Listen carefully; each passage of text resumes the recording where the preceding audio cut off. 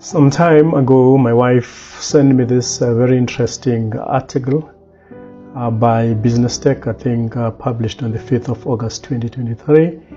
And there's a research that was done by an organization called Lighthouse on that very interesting topic. As you can see, South Africa's most undesirable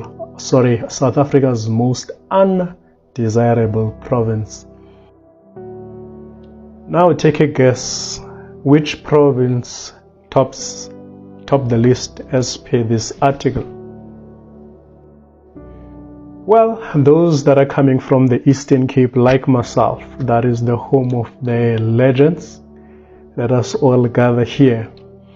Very interesting indeed. Maybe you might do something about this information.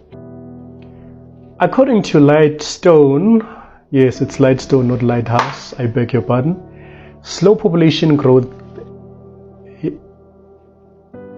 According to Lightstone, slow population growth, a high proportion of non-economically active people, and a significant rural population characterize the Eastern Cape's unfulfilled promise, as does the province underperforming residential property.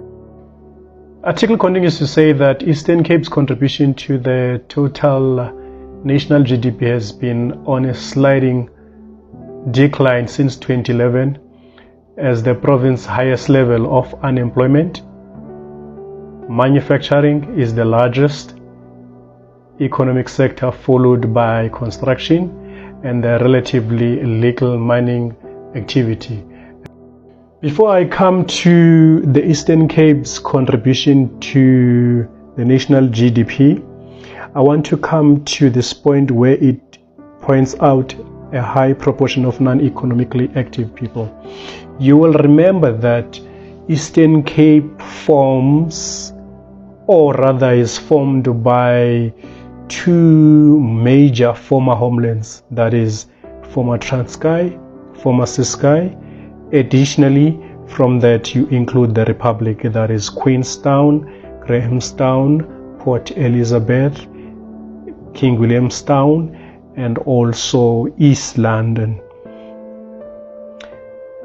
Now, the distance from the border of the Eastern Cape and the Western Cape, that is in the western side of the Eastern Cape, to the border of KZN and the Eastern Cape on the eastern part of the province is plus minus 1,200 kilometers.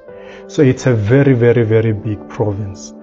And furthermore, you will also notice that in the Eastern Cape, the former homelands are mainly rural and very much underdeveloped. Moreover, Eastern Cape is characterized by what we call economic push factors. People that actually graduate, young graduates in the Eastern Cape. Eastern Cape, we have plus minus 4 to 5 tertiary institutions. Those learners or students that are produced, or graduates that are produced by those institutions of higher learning, they would rather migrate to other provinces due to lack of economic activities or economic opportunities in the province. That's why we have a high proportion of non-economically active people.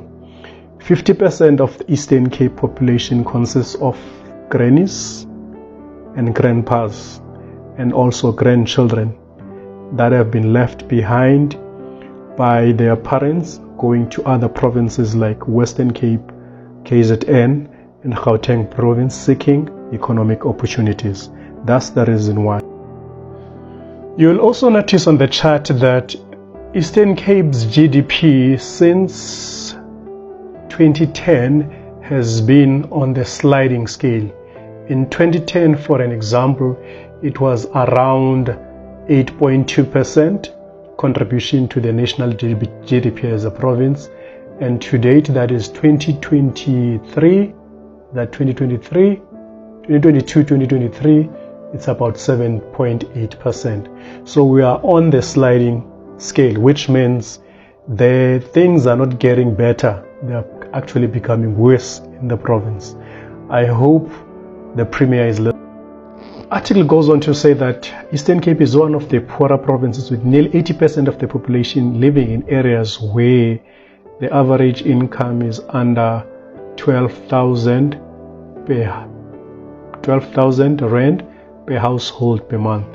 This compares to less than 60% in Gauteng and 50% in more economically prosperous Western Cape. You might recall I said earlier on that 50% of the population of the province is mainly senior citizens, that is our grannies and grandpas that are taking care of the grandkids that have been left behind by parents that went into bigger provinces for better economic opportunities.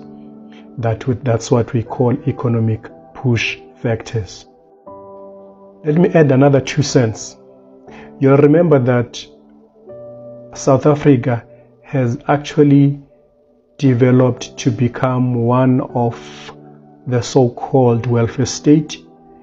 Stats South Africa in 2017-2018 financially, they reported that plus minus 18 million citizens are actually on social security grants, right? And then 2020, they've added the 350 rand for the unemployed. I think it pushed the figure to plus minus 29, 35 million citizens that are on social security grant. The question that you should ask yourself, where is the money going to come from? Because to date, the country's national debt is sitting at 4.7 trillion with a debt to GDP ratio of about 85, very close to 90%, which means the money that we make versus what we owe. Over and above that, our debt service cost to the money that we owe on an annual basis, it's plus minus 366 billion. That's close to 400 billion of funds that could be going towards economic development, but they're going towards debt service cost. And you also recall that our GDP has been on a decline since 2010, 2009-2008 financial meltdown. In the 2 minutes that is left, let me come to the positives. I think the article further noted that the Eastern Cape, despite the economic challenges, Lighthouse noted that the Eastern Cape has some of the world's best beaches and 800 kilometers of unspoiled coastline, which could be the basis of an improved tourism economy. Residential property investors, listen to this one. The Eastern Cape's major cities, Gqeberha, East London, along with famous surfing towns Jeffreys Bay, accounted for 62% of the province's residential property sales by volume in 2022. But the average sale prices were highest in smaller coastal towns, buoyed by the second holiday home market and growing demand for remote workers keen for better quality lifestyle, noted Lighthouse. And some of those smaller town areas, it's St. Francis Bay, Cape St. Francis, near Bethesda, Seaview, Thornhill, Canton-on-Sea, and Queensland in East London. And let me add my 2 cents in conclusion. I do think that the former homelands, we need to resuscitate the infrastructure that was there for subsistence farmers, things like your boreholes, your trust, the fencing that was actually demarcating all the areas for livestock, encourage people to go back to the basics and try and grow their own food.